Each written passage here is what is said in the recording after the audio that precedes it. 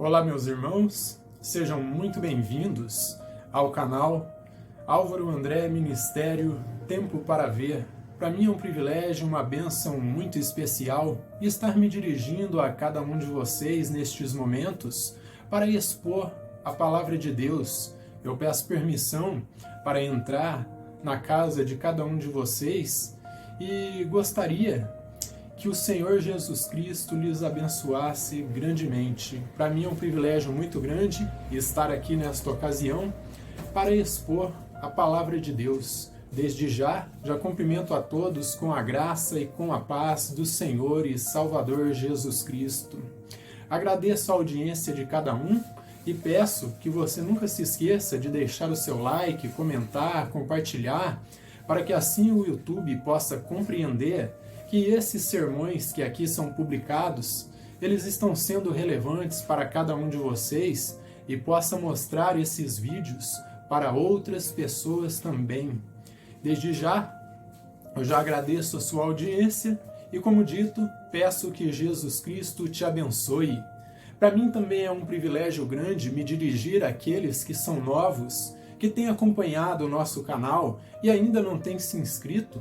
Eu peço que você se inscreva em nosso canal, clique aí na barra de inscrições abaixo do vídeo, porque isso daí é muito importante para nós. E não se esqueça também de deixar o seu like ou o seu dislike, você tem toda a sua liberdade de comentar também, para que nós assim possamos ir interagindo e o YouTube possa ir compreendendo que esses sermões estão sendo de relevância e possa chegar a outras pessoas e possa edificar outras pessoas também, assim como edificou a tua vida. Desde já fico aqui o meu muito obrigado e que Deus te abençoe grandemente.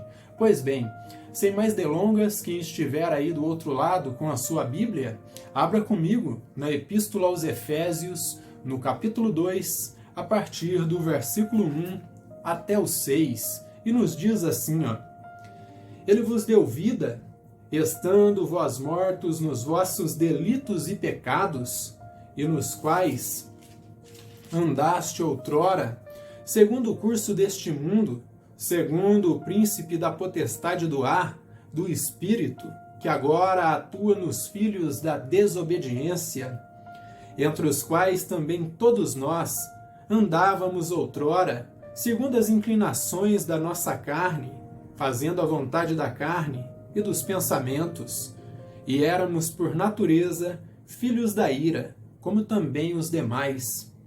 Mas Deus, sendo rico em misericórdia, por causa do amor, ou por causa do grande amor com que nos amou, e estando nós mortos em nossos delitos e pecados, nos deu vida, juntamente com Cristo. Pela graça sois salvos, e juntamente com Ele nos ressuscitou, e nos fez assentar nos lugares celestiais em Cristo Jesus. Amém? Lemos até aqui as Escrituras Sagradas. Então, como dito, para mim é um privilégio muito especial me dirigir a cada um de vocês para expor a Palavra de Deus. Eu já gostaria de dizer para vocês que o assunto que eu quero falar com vocês no dia de hoje é a respeito dos benefícios aí que nós recebemos ao ser salvos por Cristo. Então, o tema do meu sermão deste dia será os benefícios da salvação.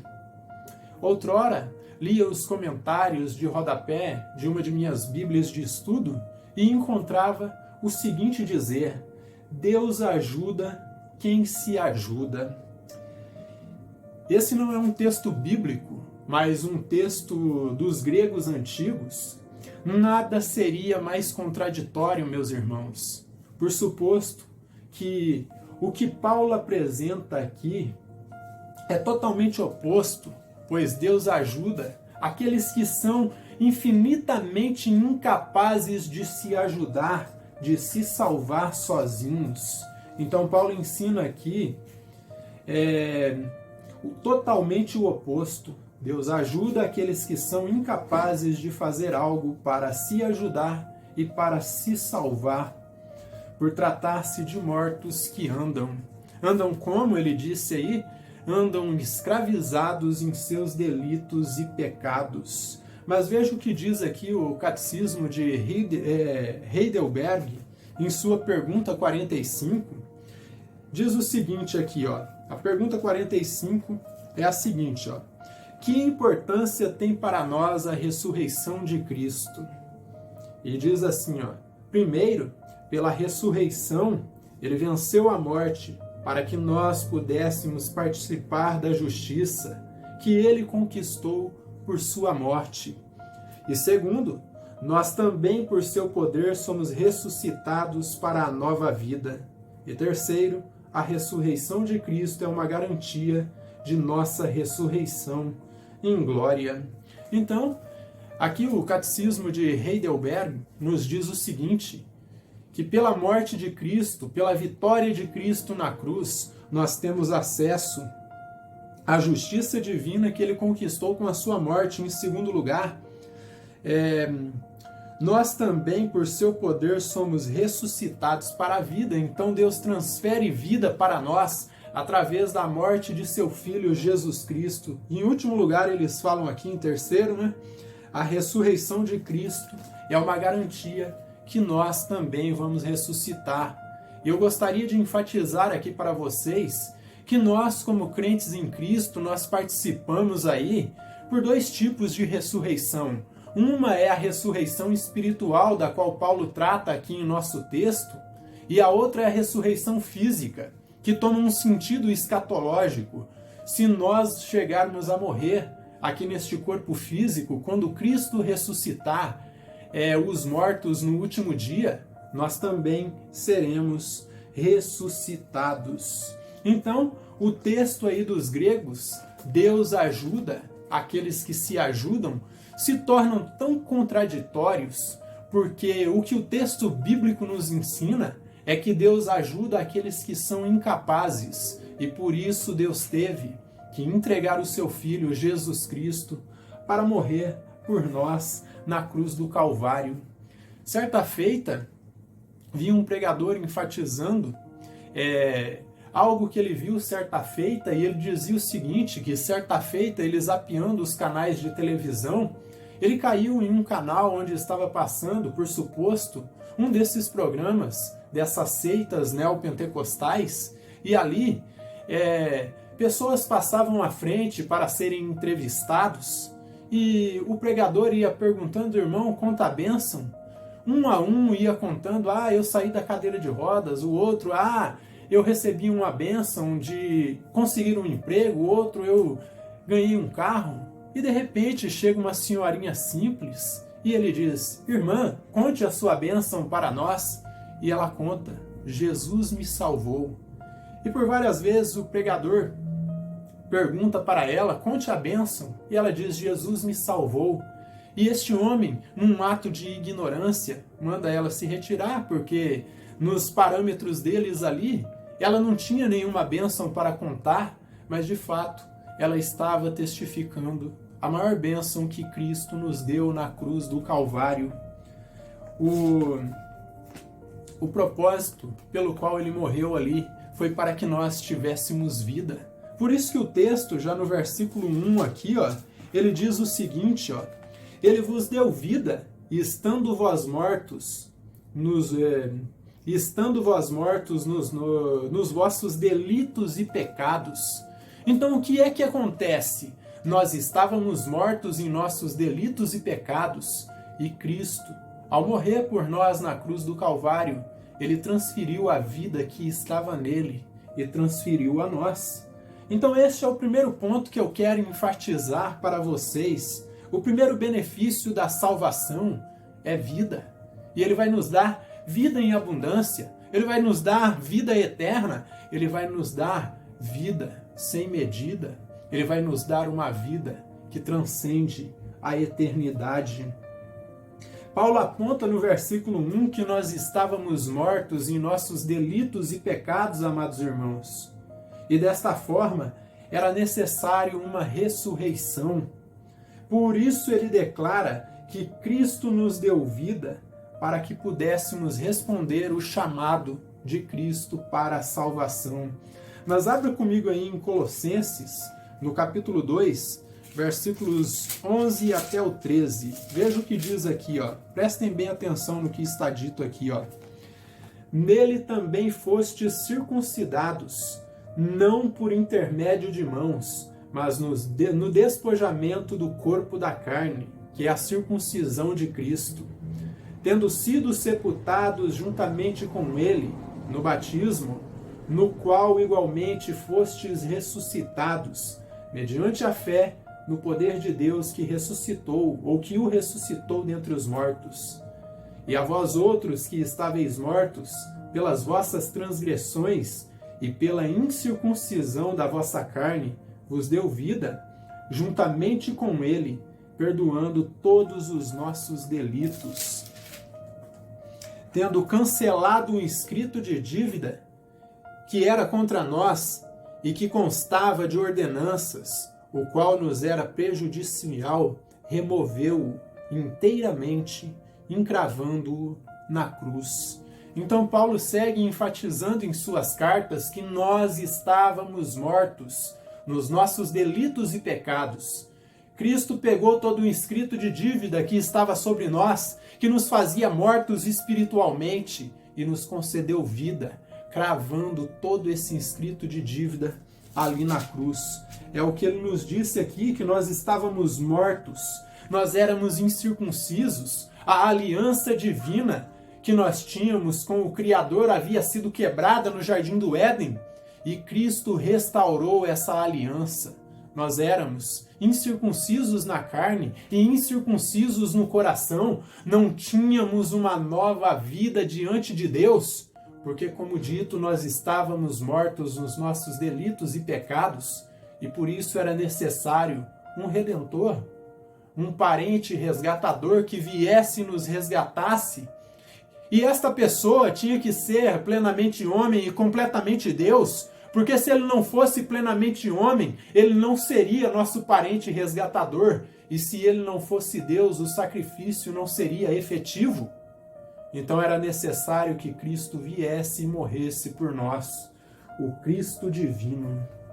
Então, Cristo, ele nos deu vida, estando nós mortos em nossos delitos e pecados. Este é o primeiro benefício da salvação, vida para aqueles que eram mortos, que andavam nos seus pecados. Filhos da ira, é o que ele nos chama aqui no versículo 2, ó. Segundo o curso deste mundo, segundo o príncipe da potestade do ar, do espírito, que agora atua nos filhos da desobediência. Filhos da ira, filhos de desobediência. Então, era necessário uma ressurreição para que pudéssemos responder ao chamado divino. Porque mortos, nós só nos inclinaríamos para o pecado. Lá no livro de Gênesis, no capítulo 6, me parece que é o versículo 5, Moisés escreve que o desígnio do coração do homem é continuamente mau, e ele repete isso no capítulo 8, versículo 21.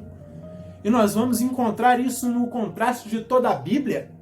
Mortos em nossos delitos e pecados, nós não conseguimos responder ao chamado divino, e por isso que Jesus Cristo teve que morrer e nos dar aí salvação.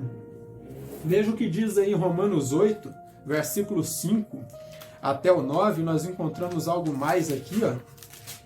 Romanos 8, versículo 5 até o 9, ó. Diz assim, ó, prestem bem atenção, ó. Porque os que se inclinam para a carne cogitam das coisas da carne, mas o que se inclina para o Espírito, das coisas do Espírito. Então, se Cristo já nos deu vida, se Ele já derramou o seu Espírito Santo sobre nós, saiba que nós vamos nos inclinar para as coisas do Espírito. Todas as coisas que eram obras da carne devem ser deixadas para trás, todo tipo de pecado e cobiça, para que possamos viver uma nova vida, se é que Ele te deu vida. E ele segue aqui, ó, porque o pendor, a inclinação da carne, dá para a morte, mas do Espírito para a vida. Então, se continuássemos não regenerados, não circuncidados no coração, como Paulo diz aqui, nós continuaríamos inclinados para o pecado, E o salário do pecado, de acordo a Romanos 6:23, é morte. Mas o dom gratuito de Deus é vida e vida eterna, vida em abundância. Só que ele segue aqui, ó.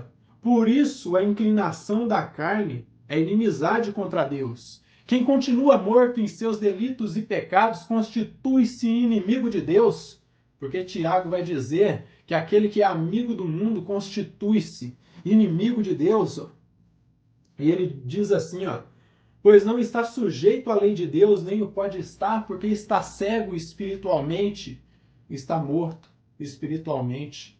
E morto não responde, morto não fala, morto não clama, morto não pode erguer as mãos e dizer: Jesus me salva.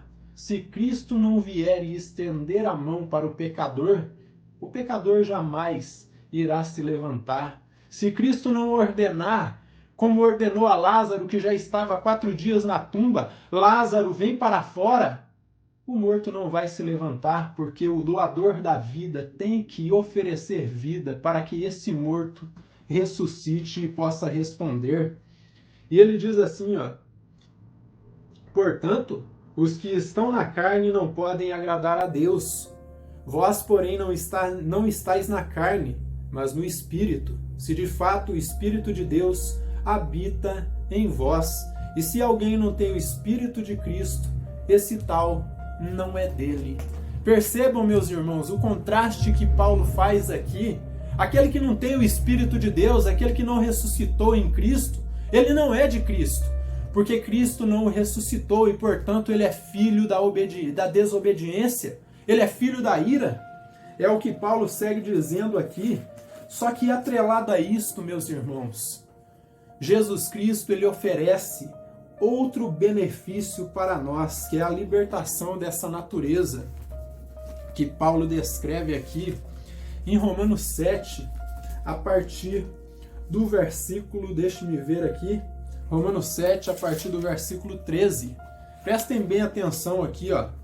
Romanos capítulo 7 e versículo 13 até o 24. E diz assim, ó. Prestem bem atenção o que o apóstolo Paulo diz aqui, ó. Acaso o bom se tornou em morte? De modo nenhum. Pelo contrário, o pecado, para revelar-se como pecado, por meio de uma coisa boa, causou-me a morte, a fim de que pelo mandamento se mostrasse sobremaneira maligno.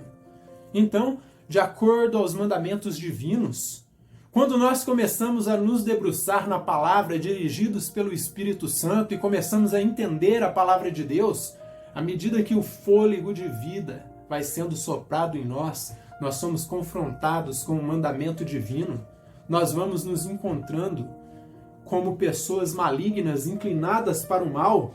E ele diz, versículo 14, ó, porque bem sabemos que a lei é espiritual, eu todavia sou carnal, vendido à escravidão do pecado. Então, por isso que Paulo fala que nós estávamos mortos nos nossos delitos e pecados.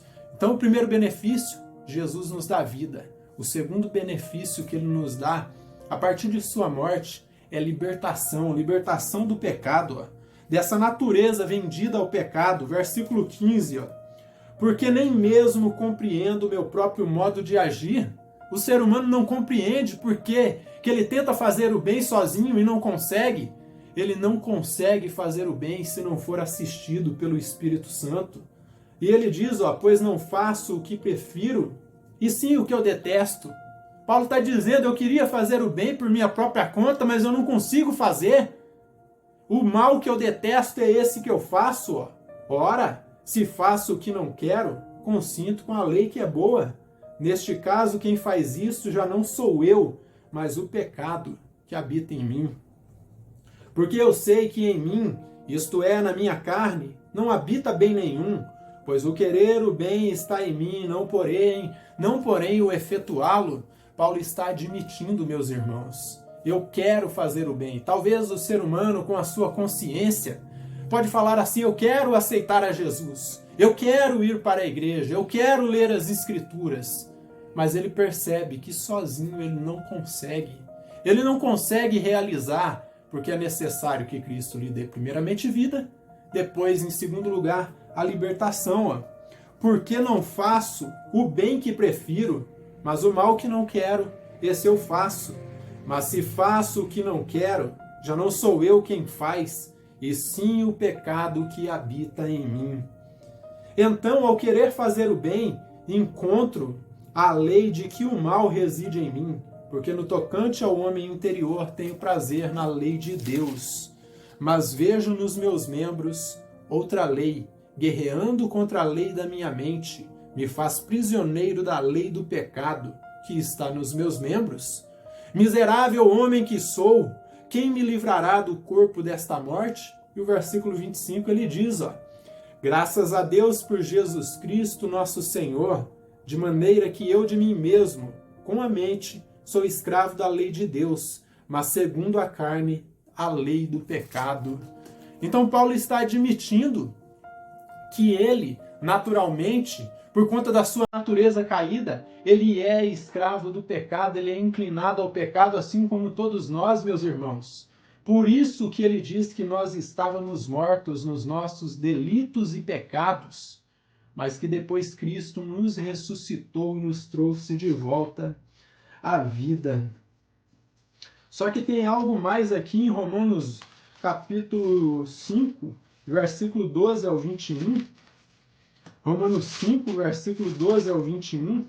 Eu estou lendo esses textos aqui para trazer um contraste para vocês, que Deus nos dá vida, nos dá libertação, e nos traz também, no próximo bloco aí de versículos, que nós vamos trazer a obediência.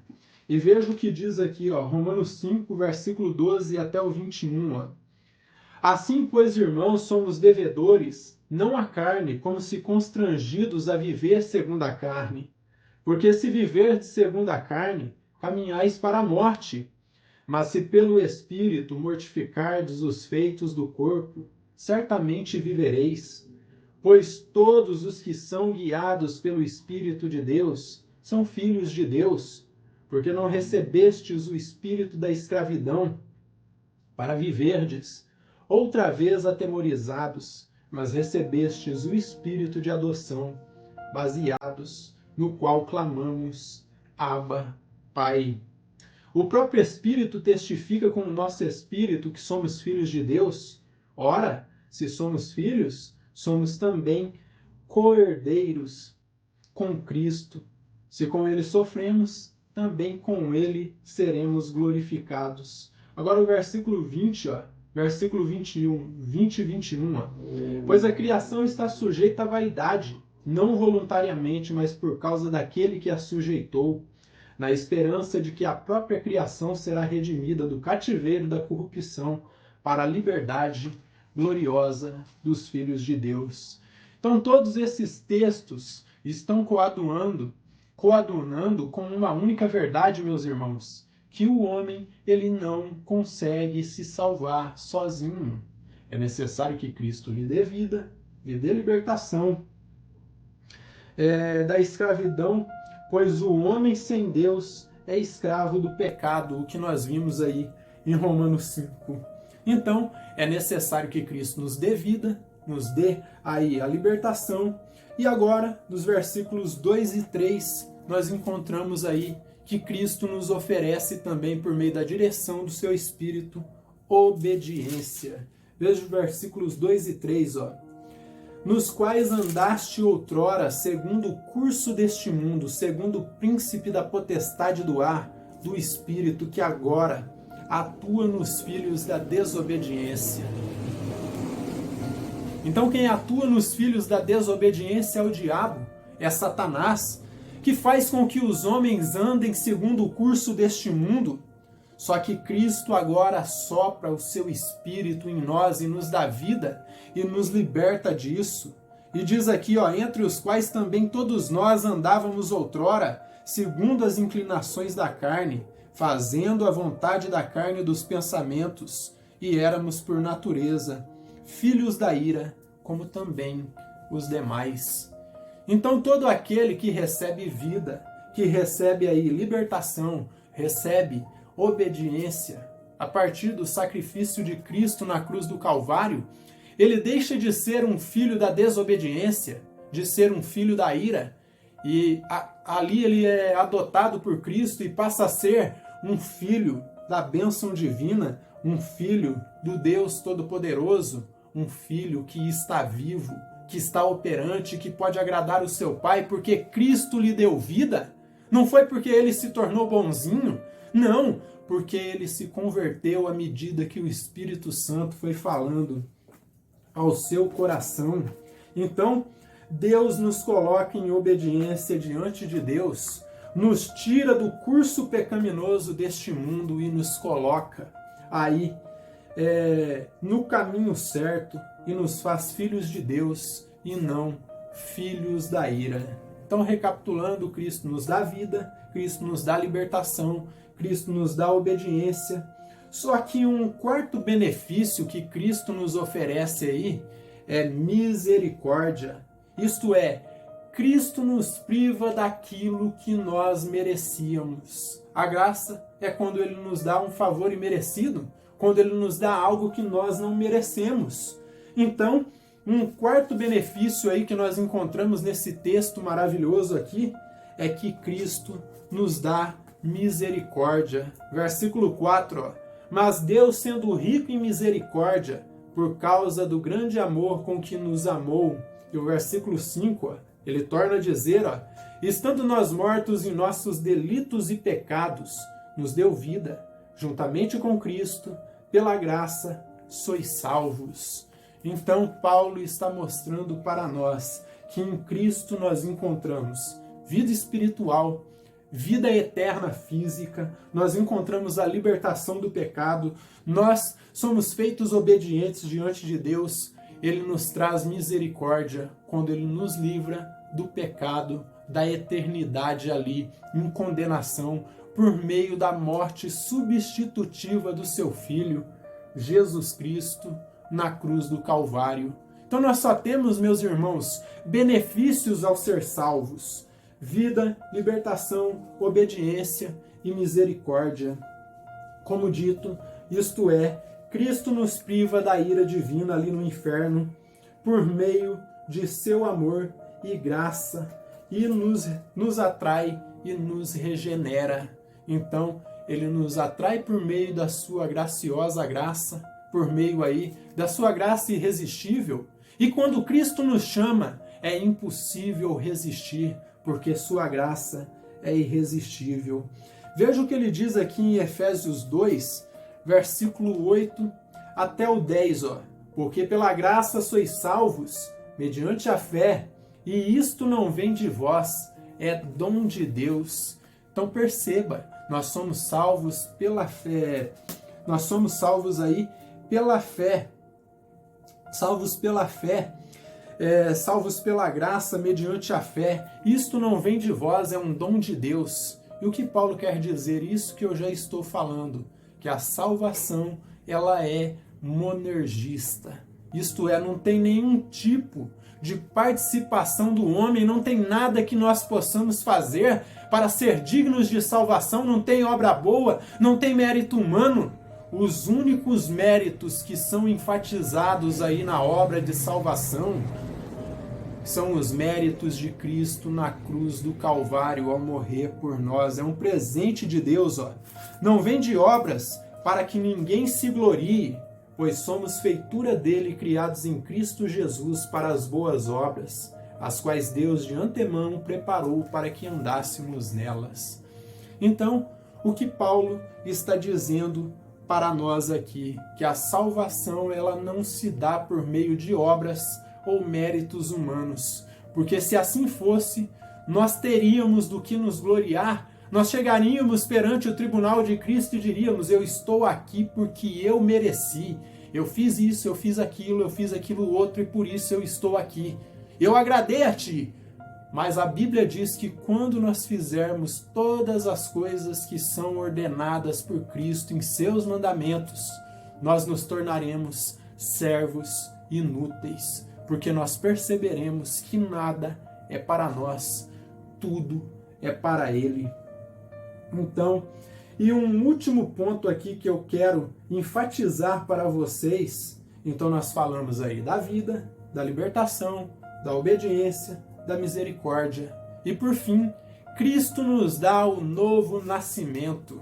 Então eu posso falar para vocês aí das 3 etapas da graça. Nós somos justificados, santificados e por fim seremos glorificados. Justificação, santificação e glorificação. Então Cristo nos dá uma nova vida, como está aí em Romanos 6, de 1 a 8. Vejam bem o que diz aqui em Romanos 6, de 1 a 8. Que diremos, pois? Permaneceremos no pecado para que seja a graça abundante? De modo nenhum. Então Paulo, antes mesmo de conceitos como hipergraça surgirem, Paulo já está refutando a hipergraça. Ele diz o seguinte, que diremos, pois? Permaneceremos no pecado para que a graça seja abundante? Ele diz, de modo nenhum. Porque se verdadeiramente fomos renovados pela graça divina, nós não viveríamos no pecado. Como viveremos ainda no pecado, nós que para ele morremos? Então Paulo está dizendo, é enfático, se você nasceu de novo, se você passou pelo batismo do Espírito Santo, não tem como você viver como um morto que anda, aí vivendo nos seus delitos e pecados, Ou porventura ignorais que todos nós que fomos batizados em Cristo Jesus, fomos batizados na sua morte? Fomos, pois, sepultados com ele na morte pelo batismo, para que, como Cristo foi ressuscitado dentre os mortos, pela glória do Pai, assim também andemos em novidade de vida. Então, quando você verdadeiramente recebeu vida, recebeu libertação, recebeu a obediência, recebeu a misericórdia e recebeu o novo nascimento, a evidência de tudo isso é que você vive em novidade de vida. Porque Paulo ele vai dizer lá em 2 Coríntios 5,17 que aquele que está em Cristo, nova criatura é, e as coisas velhas se passaram, eis que tudo se fez novo. E quando você morre para o pecado e nasce para a vida eterna, para a vida em Cristo Jesus, você vai ter repulsa do pecado, você não vai conseguir viver no pecado. A qualquer momento que por um deslize você cair no pecado, porque não é algo corriqueiro, mas quando você cair, você vai se reprovar veementemente, porque você não consegue mais pecar, você quer viver para agradar a Cristo Jesus. Então é uma nova vida espiritual, uma nova conduta diante de Deus. Então, meus irmãos, é necessário nós avaliarmos a nossa conduta aqui nesta terra. Será que o que estamos fazendo está de acordo com a fé que nós dizemos que professamos? A fé que nós dizemos que temos? Será que nós estamos vivendo verdadeiramente como pessoas que receberam vida, libertação, obediência, misericórdia e um novo nascimento? É necessário entendermos tudo isso para que possamos viver de acordo à fé que nós professamos. Porque senão nós vamos nos tornar pedra de tropeço para as outras pessoas que estão à nossa volta. Nós temos que viver de acordo ao que diz a palavra de Deus, viver de acordo àquilo que pregamos. E por fim, eu quero trazer uma palavra para você, meu amigo, minha amiga, que me ouve nesses momentos, que ainda não está experimentando esses 5 benefícios aí da salvação que eu listei. Eu poderia listar muito mais, porque o objetivo deste sermão não foi esgotar esse tema, mas foi instigar vocês a estudar um pouco mais. Mas você que ainda não está experimentando vida em Cristo, libertação em Cristo, obediência em Cristo, misericórdia em Cristo e nova vida em Cristo, eu convido a você a examinar as Sagradas Escrituras. Se tudo isso que eu falei para você aqui nestes momentos fez sentido para a tua vida, é porque você é um eleito de Deus, é porque o Espírito Santo está tratando com você nestes momentos. Então, meu amigo, minha amiga, não resista mais, porque o Espírito Santo está te atraindo em cordas de amor. Cristo lhe oferece essa graça, graça irresistível, graça que não tem como recusar. é necessário que você reconheça a Cristo como seu único e suficiente Salvador, como diz as Escrituras Sagradas, para que você possa ter a nova vida em Cristo Jesus e possa experimentar de vida plena, libertação, experimentar de obediência em Cristo, misericórdia e o novo nascimento, para que você possa resplandecer a glória de Cristo na sua vida. Cristo, ele opera o maior milagre de todos. Ele pega pecadores mortos nos seus delitos e pecados e transforma eles em agentes vivos diante dele para que possam ser testemunhas da sua palavra. Então reflitam sobre isso, para que vocês possam chegar a um melhor entendimento do que é que Cristo quer de nós. E pela última vez, ele oferece para nós, de acordo com o que vemos aqui neste texto que nós estivemos expondo, vida, libertação, obediência, misericórdia e o novo nascimento. São 5 benefícios que nós recebemos ao ser salvos por Cristo.